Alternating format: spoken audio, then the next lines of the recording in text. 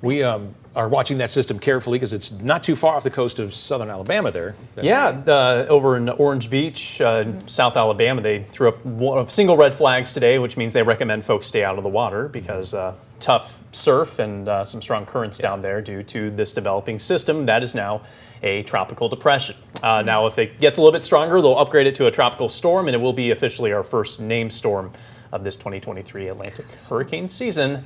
Big question is, where's it going? Yes, that is, I'm sure, what a lot of folks are wondering. And the good news is it's moving away from the mainland of the U.S. So here's what it looks like right now on radar and satellite. Starting to get a little bit more organized, a little bit more of rotation around the central low pressure. Most of the stormy weather on the northeast quadrant of this system. As you can see, it's south of Panama City. A little bit of stormy weather on the edge of this system affecting folks around there this afternoon. Maximum sustained winds are currently at 35 miles per hour. Here is the latest track, just updated from the Hurricane Center at the top of this last hour. And unusual track, to say the least, diving south over the next couple of days. It is expected in the forecast to get to a weak tropical storm either late today or early tomorrow, likely peaking with max sustained winds at 40 miles per hour. So this is not going to be much of a wind storm, but there could be on the outskirts of this system some flash flood issues for parts of Florida, which have already seen some effects from this over the past couple of days. Here are the few takeaways. Again, this system is going to, is a depression, could develop into a storm here the next 24 hours. It is likely going to weaken as it dives south toward Cuba. As for local impacts along the Alabama Gulf Coast, again, that high surf, strong currents possible.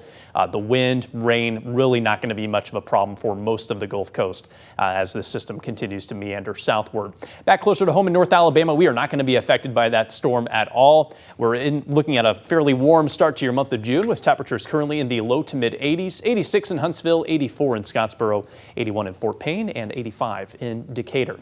Let's get back to 31 triple Doppler, where we are fairly dry at this hour. I'm keeping an eye on a cluster of storms in Middle Tennessee that is drifting southwestward, currently moving through Lawrence and Wayne counties in Tennessee. If this manages to hold together, it may eventually head toward the shoals close to the 5 and 6 o'clock hours. Now, these storms tend to fizzle out before too long, so I wouldn't hold my breath that that's going to head your way in Lauderdale County, but just something to watch as it heads your way from the north and east. Future radar shows the best chance at the shower and stormy weather is going to be around northwest Alabama. As for the rest of us, likely going to be dry for the rest of this evening. There is a slight chance showers out of Georgia push into Sand Mountain overnight tonight, but I'd put those chances quite low.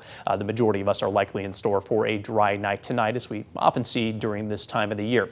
Back at it with one more round of pop-up showers and storms tomorrow afternoon. This time it's going to favor folks west of I-65, and once again those will be pushing to the southwest during the afternoon, leading to a primarily dry evening by tomorrow. Here's a look at your forecast for tomorrow. Again, it's very similar to the past couple of days. Light winds, a good amount of sunshine, and just a slight chance of those afternoon showers and storms. Tomorrow will be a couple degrees warmer than today, with highs in the mid to upper 80s. Huntsville getting up to 88.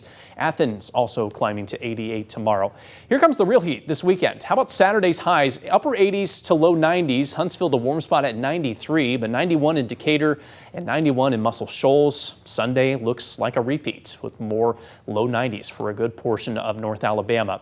Here's at least the silver lining. It's not going to be all that humid. In fact, the humidity is going to be dropping a little bit over these next few days, especially on Saturday and Sunday. And with that in mind, our rain chances look pretty bleak for the weekend.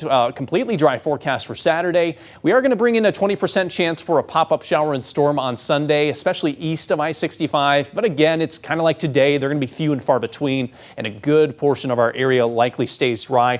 That's more or less our theme as we head into next week. Those isolated shower and storm chances continue Monday into Tuesday. But the main story is the heat, upper 80s and low 90s all the way through the following weekend.